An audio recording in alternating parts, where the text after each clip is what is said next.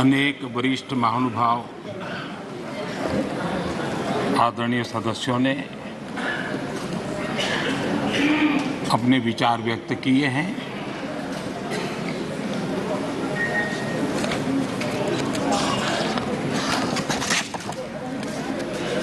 करीब सभी के विचार मुझ तक विस्तार से पहुंचे भी हैं। मैंने स्वयं भी कुछ भाषण सुने भी हैं। आदरणीय अध्यक्ष जी, देश की जनता ने हमारी सरकार के प्रति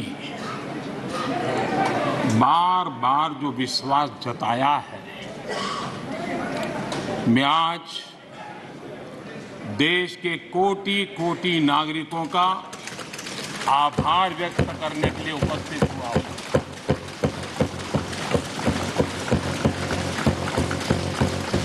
और अध्यक्ष जी कहते हैं, भगवान बहुत दयालु है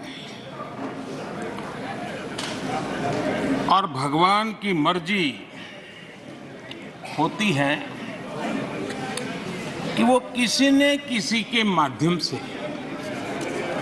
अपनी इच्छा की पूर्ति करता है, किसी न किसी को माध्यम बनाता है।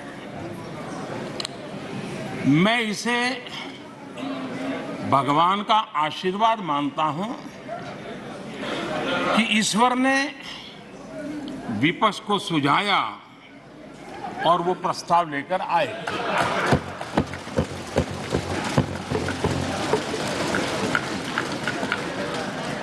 दो 2018 में भी ये ईश्वर का ही आदेश था, जब विपक्ष के मेरे साथी अविश्वास प्रस्ताव लेकर के आए थे। उस समय भी मैंने कहा था कि अविश्वास प्रस्ताव हमारी सरकार का फ्लोर टेस्ट नहीं है। मैंने उस दिन कहा था, बल्कि ये उन्हीं का फ्लोर टेस्ट है। ये मैंने उस दिन भी कहा और हुआ भी वही। जब मतदान हुआ तो विपक्ष के पास जितने वोट थे उतने वोट भी वो जमा नहीं कर पाए थे।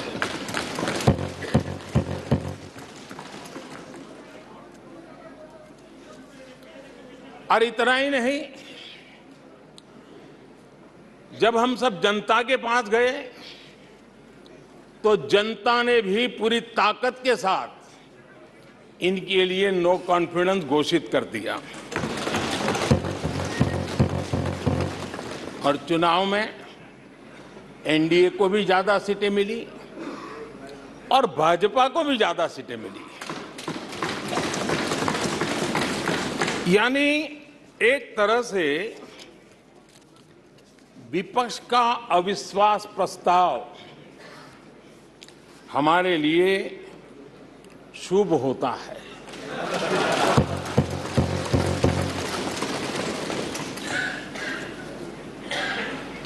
और मैं आज देख रहा हूं कि आपने तय कर लिया है कि एनडीए और बीजेपी 2024 के चुनाव में पुराने सारे रिकॉर्ड तोड़ करके भव्य विजय के साथ जनता के आशीर्वाद से वापस आएंगे।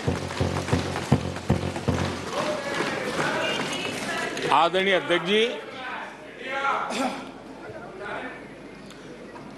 विपक्ष के प्रस्ताव पर यहां 3 दिनों से अलग अलग विषयों पर काफी चर्चा हुई है। अच्छा होता कि सत्र की शुरुआत के बाद से ही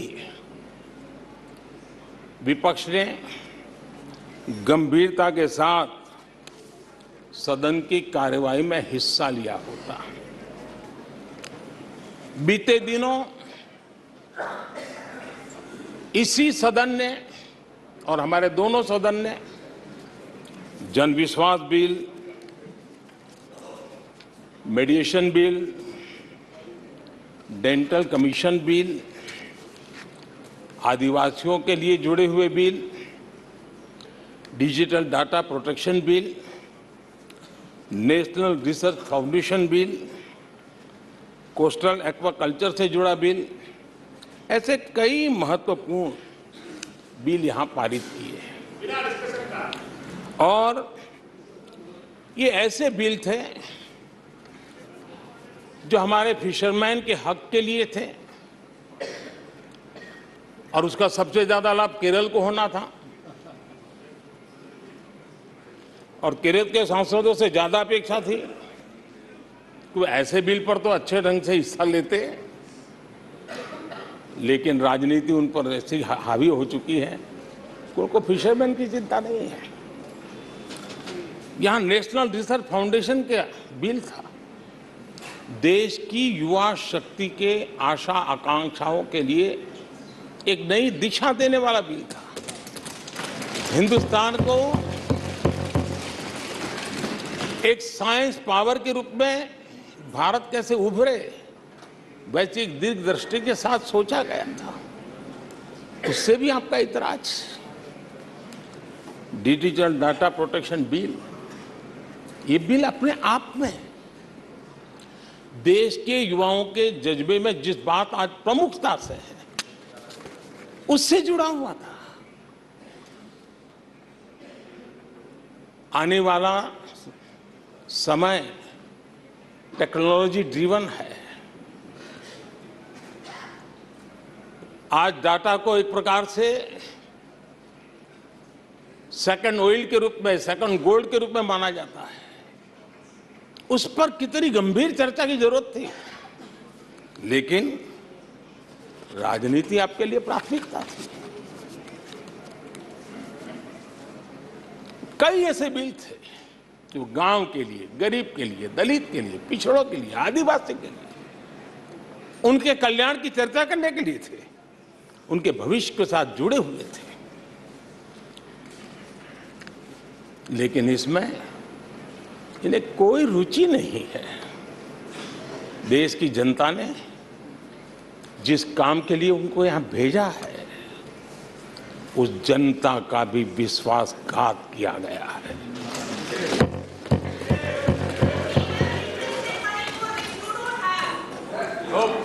विपक्ष के कुछ दलों के लिए उनके आचरण से, उनके व्यवहार से उन्होंने सिद्ध कर दिया है कि देश से ज्यादा उनके लिए दल है, देश से बड़ा दल है, देश से पहले प्राथमिकता दल है। मैं समझता हूं आपको गरीब के भूख की चिंता नहीं है, सत्ता की भूख, यही आपके दिमाग पे सवार है। आपको देश के युवाओं के भविष्य की परवाह नहीं है, आपको अपने राजनीतिक भविष्य की चिंता है। और माननीय अध्यक्ष जी, आप झूठे एक दिन सदन चलने भी दिया, किस काम के लिए?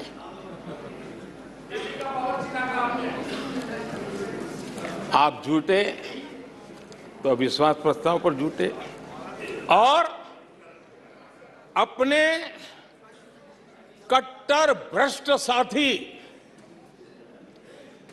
उनकी शर्त पर मजबूर होकर के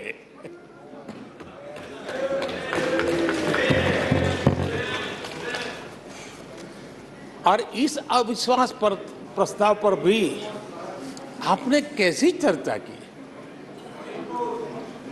और तो मैं तो देख रहा हूं सोशल मीडिया में आपके दरबारी भी बहुत दुखी है। ये हाल है आपका। और अध्यक्ष जी देखिए, मजा है इस डिबेट का कि फील्डिंग विपक्ष ने ऑर्गेनाइज की, लेकिन चौके छक्के यहीं से लगे।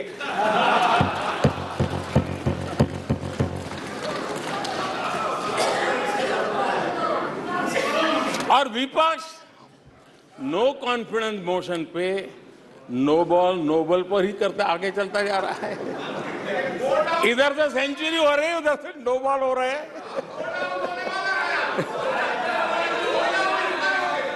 अध्यक्ष जी, मैं हमारे विपक्ष के साथियों से यही कहूंगा कि आप तैयारी करके क्यों नहीं आते जी? थोड़ी मेहनत कीजिए। और मैंने 5 साल दिया आपको मेहनत करने के लिए। 18 में कहा था कि 23 में आप आना, जरूर आना। 5 साल भी नहीं कर पाए आप लोग। क्या हाल है आप लोगों का, क्या दारिद्र्य है।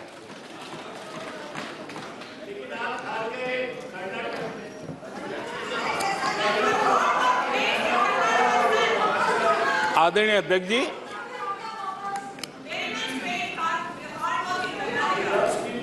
विपक्ष के हमारे साथियों को दिखास की, छपास की बहुत इच्छा रहती है, पर स्वाभाविक है। लेकिन आप ये मत भूलिए कि देश भी आपको देख रहा है।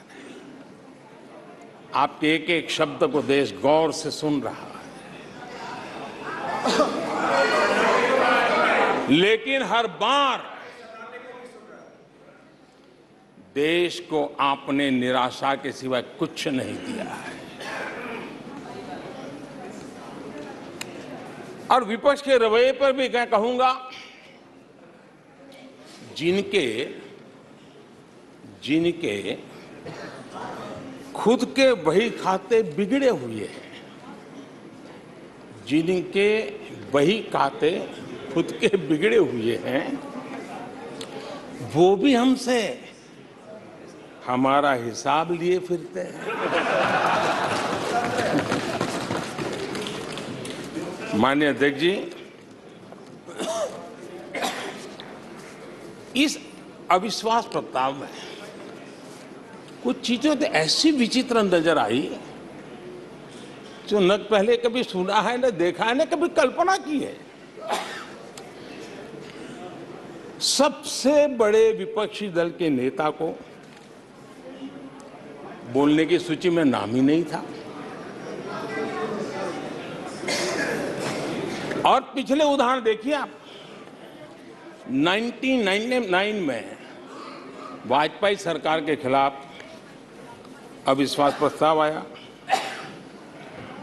शरद पवार साहब उस समय नेतृत्व कर रहे थे। उन्होंने डिबेट का नेतृत्व किया। 2003 में अटल जी की सरकार थी। सोनिया जी विपक्ष की नेता थी। उन्होंने लीड ली। उन्होंने विस्तार से अविश्वास प्रस्ताव रखा। 2018 में खड़गे जी थे विपक्ष के नेता। उन्होंने प्रोमिनेंटली विषय को आगे बढ़ाया। लेकिन इस बार अधीर बाबू को क्या हाल हो गया? उनकी पार्टी ने उन्हें बोलने का मौका नहीं दिया। ये तो कल अमित भाई ने बहुत जिम्मेवारी के साथ कहा कि भाई अच्छा नहीं लग रहा है, और आपकी उदारता थी कि उनका समय समाप्त हो गया था, तो भी आपने उनको आज मौका दिया। लेकिन गुड़ का गोबर कैसे करना, उसमें ये माहिर है।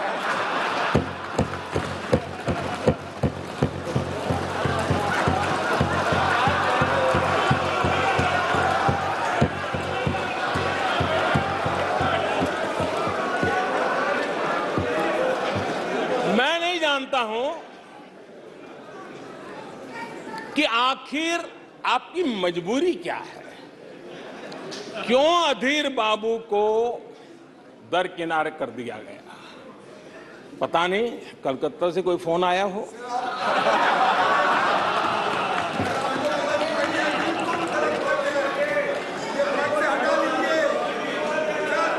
और कांग्रेस बार बार उनका अपमान करती है। कभी चुनावों के नाम पर उन्हें अस्थायी रूप से फ्लोर लीडर से हटा देते हैं। बिट्टू जी,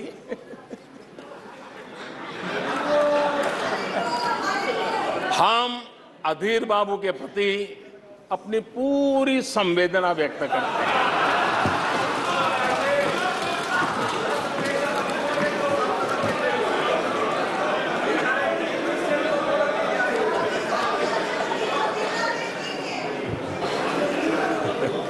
सूरज जी जरा जोर से हंस लीजिए।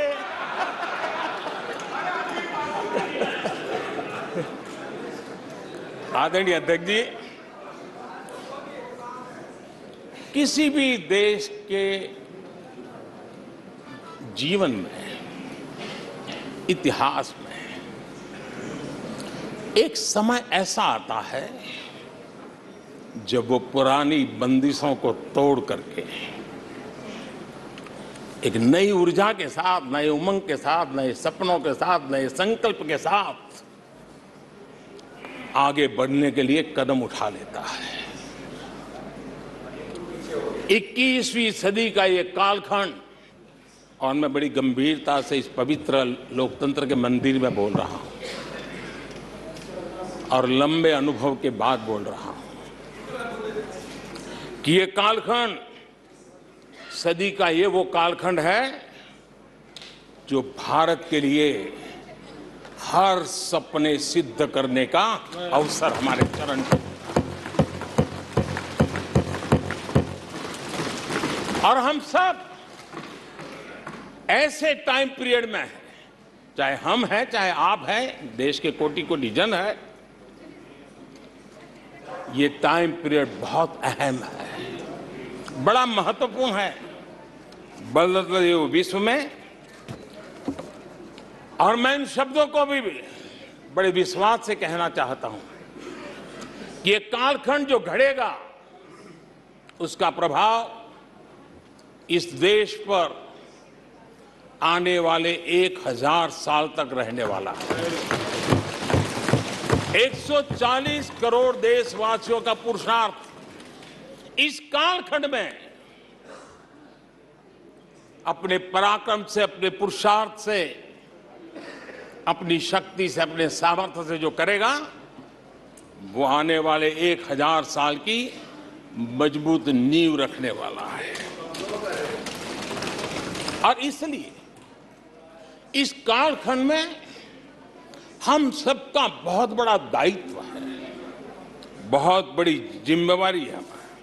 और ऐसे समय हम सबका एक ही फोकस होना चाहिए, देश का विकास, देश के लोगों के सपनों को पूरा करने का संकल्प, और उस संकल्प को सिद्धि तक ले जाने के लिए जी जान से जुट जाना, यही समय की मांग है। 140 करोड़ देशवासी, इन भारतीय समुदाय की सामूहिक ताकत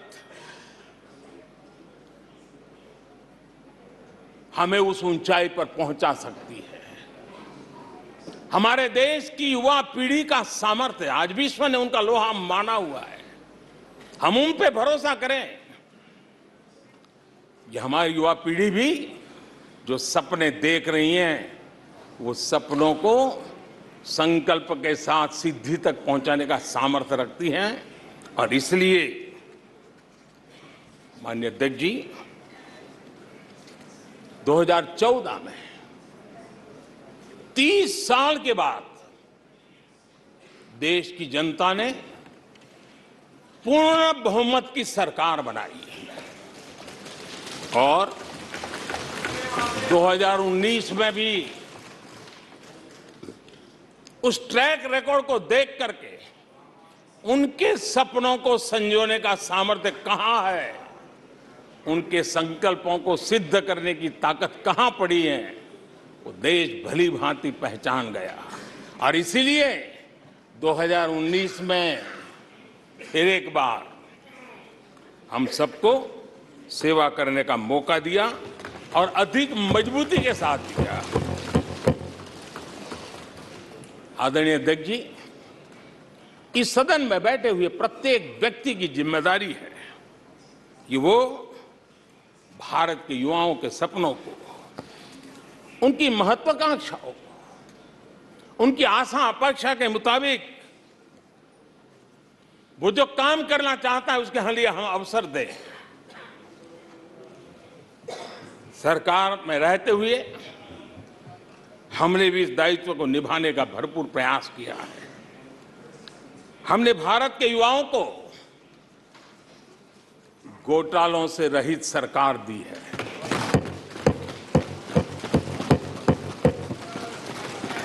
हमने भारत के युवाओं को, आज के हमारे प्रोफेशनल्स को खुले आसमान में उड़ने के लिए हौसला दिया है, अवसर दिया है। हमने दुनिया में भारत की बिगड़ी हुई साख, उसको भी संभाला है और उसे फिर एक बार नई ऊंचाइयों पर ले गए हैं। अभी भी कुछ लोग कोशिश कर रहे हैं कि दुनिया में हमारी साख को दाग लग जाए, लेकिन दुनिया अब देश को जान चुकी है। दुनिया के भविष्य में भारत किस प्रकार से योगदान दे सकता है, ये विश्व का विश्वास बढ़ता चला जा रहा है। और इस दौरान हमारे विपक्ष के साथियों ने क्या किया?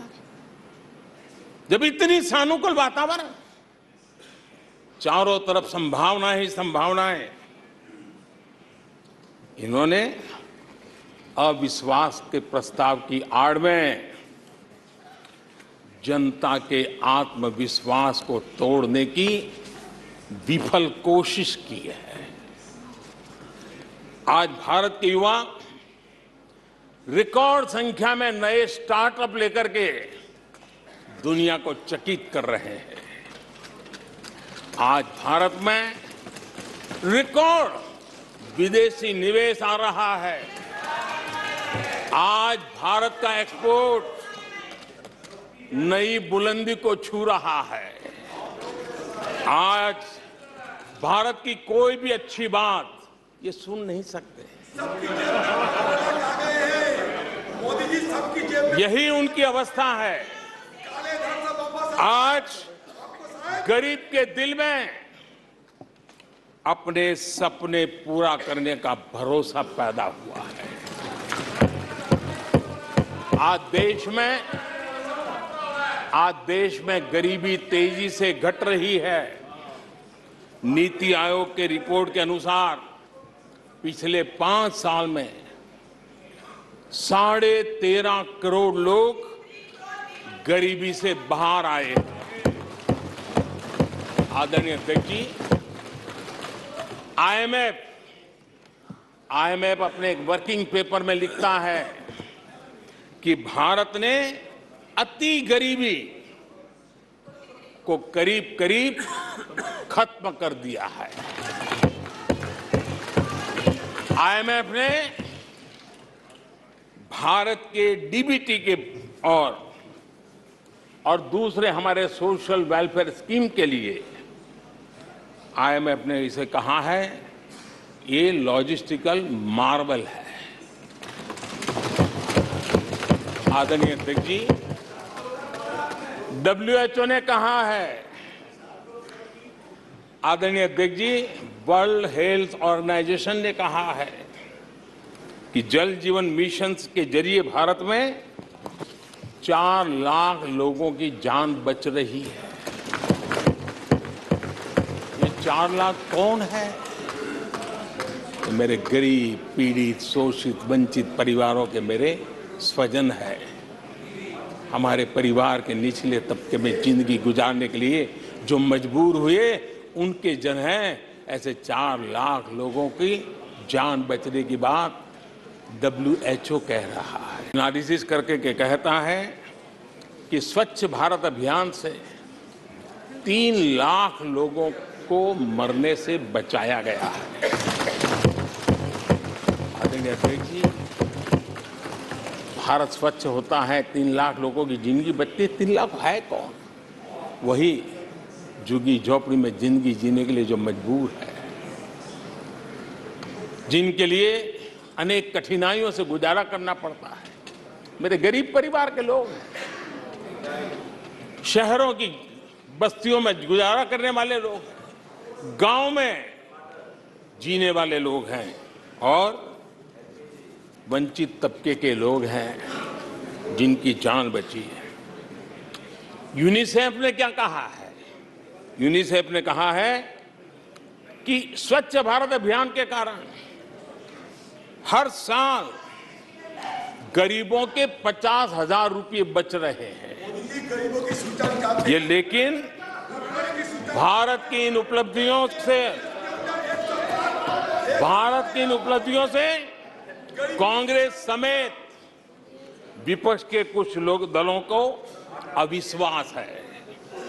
जो सच्चाई दुनिया दूर से देख रही है, ये लोग यहां रहते हैं दिखती नहीं है।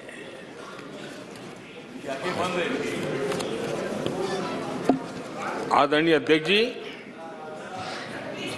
अविश्वास और घमंड इनकी रगों में रस बस गया है।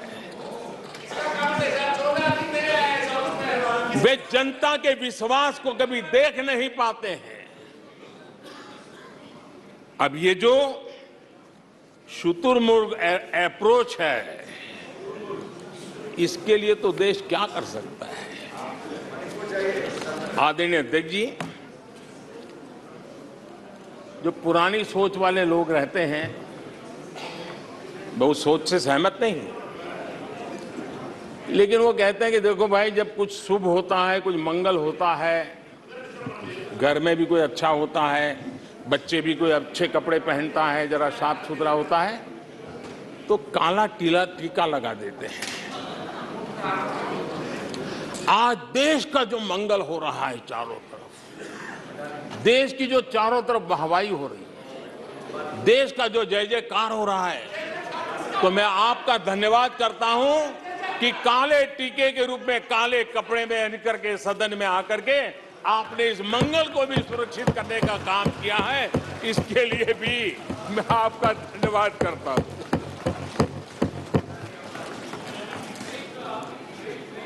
आदरणीय अध्यक्ष जी,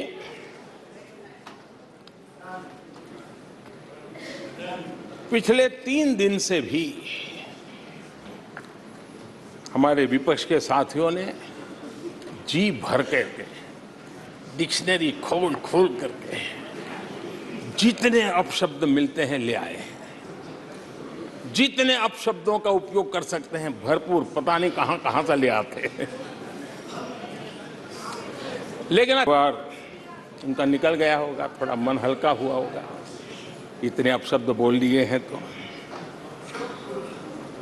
और वैसे तो ये लोग मुझे दिन रात कोसते रहते हैं, उनकी ये फितरत है। और उनके लिए तो सबसे प्रिय नारा क्या है? मोदी तेरी कब्र खुदेगी। मोदी तेरी कब्र खुदेगी, मोदी तेरी कब्र खुदेगी, ये इनकी पसंदीदा नारा है। लेकिन मेरे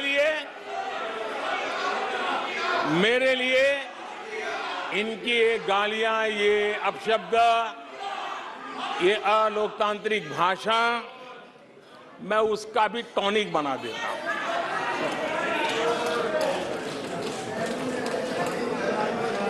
और ये ऐसा क्यों करते हैं और ये क्यों होता है? आज मैं सदन में कुछ सीक्रेट बताना चाहता हूं। मेरा पक्का विश्वास हो गया है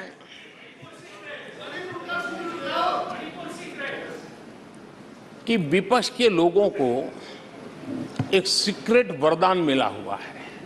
हाँ,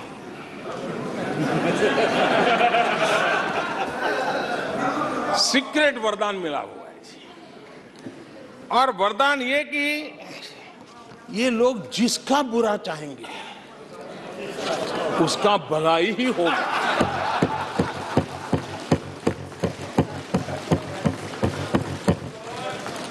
एक उदाहरण तो आप देखिए, मौजूद है। 20 साल हो गए, क्या कुछ नहीं हुआ, क्या कुछ नहीं किया गया। लेकिन भलाई होता गया। तो आपको बड़ा सीक्रेट वरदान है जी, और मैं 3 उदाहरण से ये सीक्रेट वरदान को सिद्ध कर सकता हूं जी। आपको ध्यान होगा कि इन लोगों ने कहा था बैंकिंग सेक्टर के लिए, बैंकिंग सेक्टर डूब जाएगा, बैंकिंग सेक्टर तबाह हो जाएगा, देश खत्म हो जाएगा, देश बर्बाद हो जाएगा, न जाने क्या क्या कहा था। और बड़े बड़े विद्वानों को विदेशों से ले आते थे, उनसे कहलवाते थे, ताकि उनकी बात कोई न माने तो शायद उनकी मान ले। हमारे बैंकों की सेहत को लेकर के भांति भांति की निराशा, अफवाह फैलाने का काम इन्होंने पुरजोश किया। और जब इन्होंने बुरा चाहा बैंकों का, तो हुआ क्या? हमारी public sector banks net profit 2 गुने से ज्यादा हो गया। इन लोगों ने फोन बैंकिंग घोटाले की बात, इसके कारण देश को एनपीए के गंभीर संकट में डुबो दिया था। बीते दिनों की बात हो रही है, लेकिन आज जो उन्होंने एनपीए का अंबर लगा के गए थे, उसको भी पार कर करके हम एक नई ताकत के साथ निकल चुके हैं। और आज सुबह निर्मला जी ने विस्तार से बताया है कि कितना प्रॉफिट हुआ है।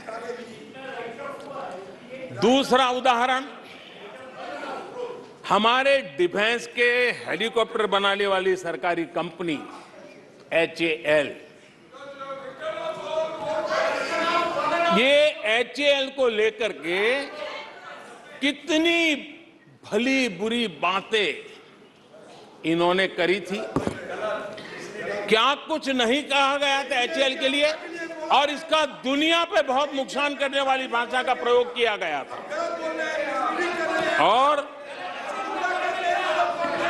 एचएएल तबाह हो गया है, एचएएल खत्म हो गया है, भारत की डिफेंस इंडस्ट्री खत्म हो चुकी है।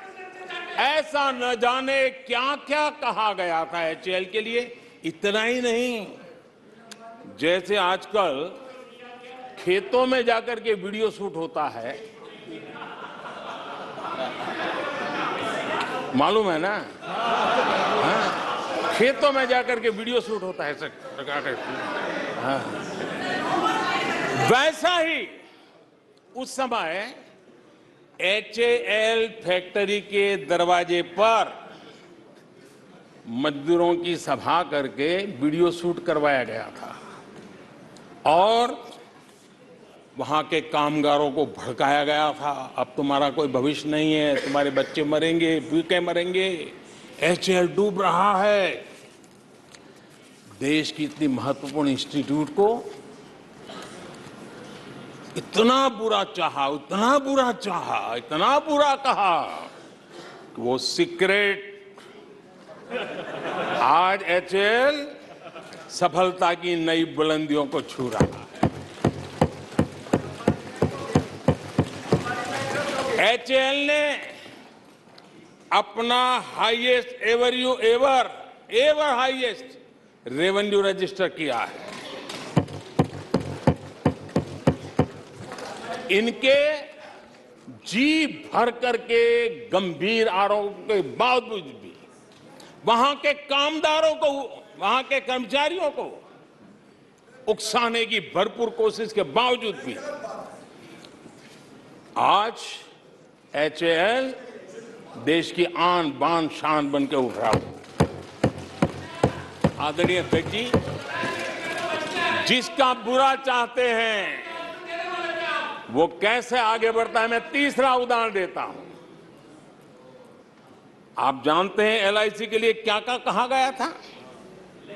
एलआईसी बर्बाद हो गई, गरीबों के पैसे डूब रहे हैं, गरीब कहां जाएगा, बेचारे ने बड़ी मेहनत से एलआईसी में पैसा डाला है। क्या कहें, जितनी उनकी कल्पना शक्ति थी, जितने उनके दरबारियों ने कागज पकड़ा दिए थे, सारे बोल लेते थे वो, सारे बोल लेते थे।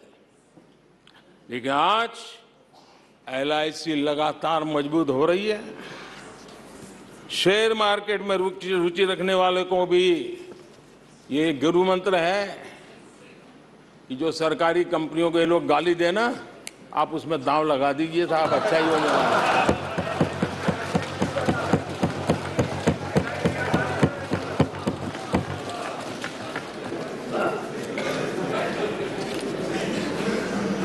आदरणीय अध्यक्ष जी, ये लोग देश की जिन संस्थाओं की मृत्यु की घोषणा करते हैं, उन संस्थाओं का भाग्य चमक जाता है। और मुझे विश्वास है कि ये जैसे देश को कोसते हैं, लोकतंत्र को कोसते हैं, मेरा पक्का विश्वास है देश भी मजबूत होने वाला है, लोकतंत्र भी मजबूत होने वाला है, और हम तो होने ही वाले हैं। आदरणीय अध्यक्ष जी, ये वो लोग हैं जिन्हें देश के सामर्थ्य पर विश्वास नहीं। इन लोगों को देश के परिश्रम पर विश्वास नहीं है, देश के पराक्रम पर विश्वास नहीं है। कुछ दिन पहले मैंने कहा था कि हमारी सरकार के अगले टर्म में, तीसरे टर्म में, भारत दुनिया की तीसरी टॉप अर्थव्यवस्था बनेगा।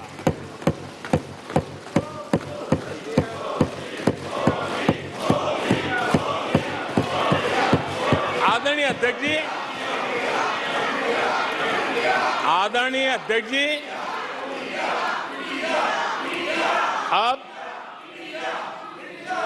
देश के भविष्य पर थोड़ा सा भी भरोसा होता जब हम ये क्लेम करते हैं कि हम आने वाले 5 साल में, नए तीसरे टर्म में, हम देश की इकोनॉमी को तीसरे पर लाएंगे। तो एक जिम्मेवार विपक्ष क्या करता?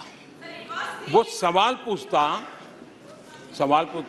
अच्छा भाई बताओ, निर्मला जी बताओ कैसे करने वाले हो, अच्छा मोदी जी बताओ कैसे करने वाले हो, आपका रोड मैप बताओ। ऐसा करते। अब ये भी मुझे सिखाना पड़ रहा है। लेकिन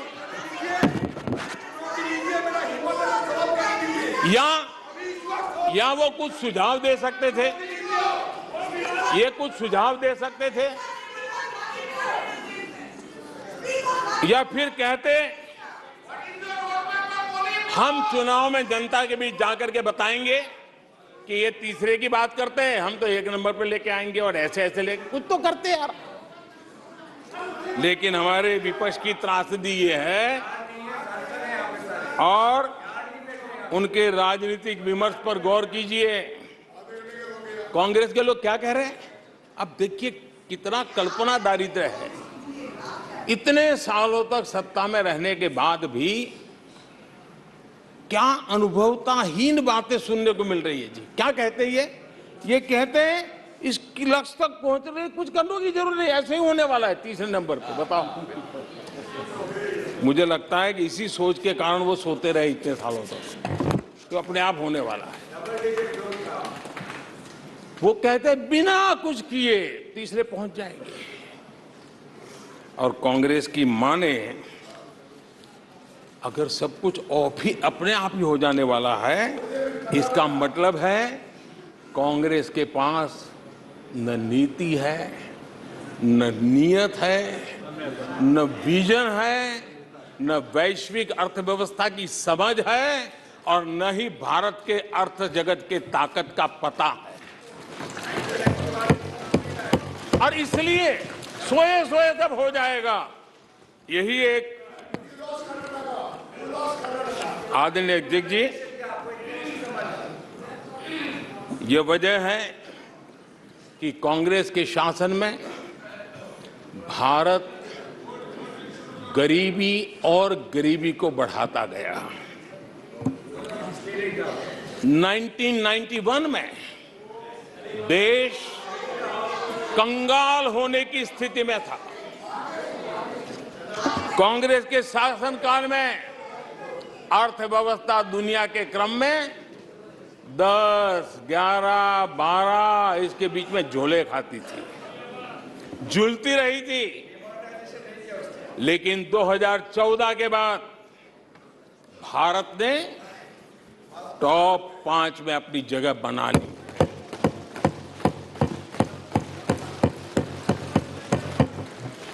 कांग्रेस के लोगों को लगता होगा कि ये कोई जादू से लकड़ी से हुआ है, लेकिन मैं आज सदन को बताना चाहता हूं माननीय अध्यक्ष,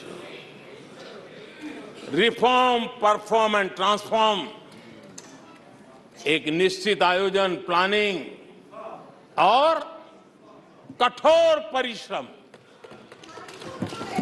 परिश्रम की पराकाष्ठा, और इसी की वजह से आज देश इस मुकाम पर पहुंचा है। और ये प्लानिंग और परिश्रम की निरंतरता बनी रहेगी। आवश्यकता अनुसार उसमें नए रिफॉर्म होंगे और परफॉर्मेंस के लिए पूरी तरह ताकत को लगाया जाएगा, और परिणाम ये होगी कि हम तीसरे नंबर पर पहुंच के रहेंगे। आदरणीय अध्यक्ष जी,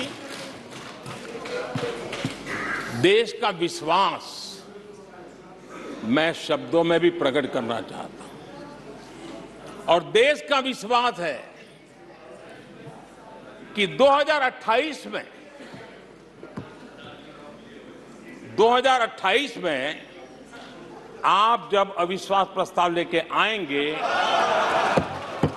तब ये देश पहले 3 में होगा। ये देश का विश्वास है।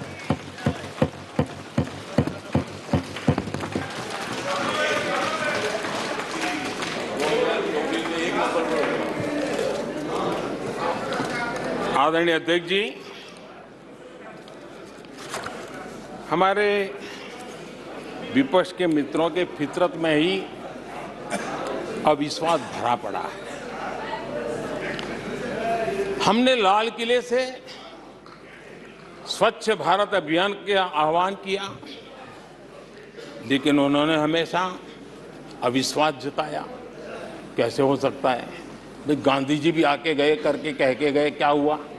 अब स्वच्छता कैसे हो सकती है? अविश्वास से भरी हुई इनकी सोच है। हमने मां बेटी को खुले में शौच से मुक्त करने के लिए, उस मजबूरी से मुक्त होने के लिए शौचालय जैसी जरूरत पे जोर दिया, और तब ये कह रहे हैं क्या लाल किले से ऐसे विषय बोले जाते हैं क्या?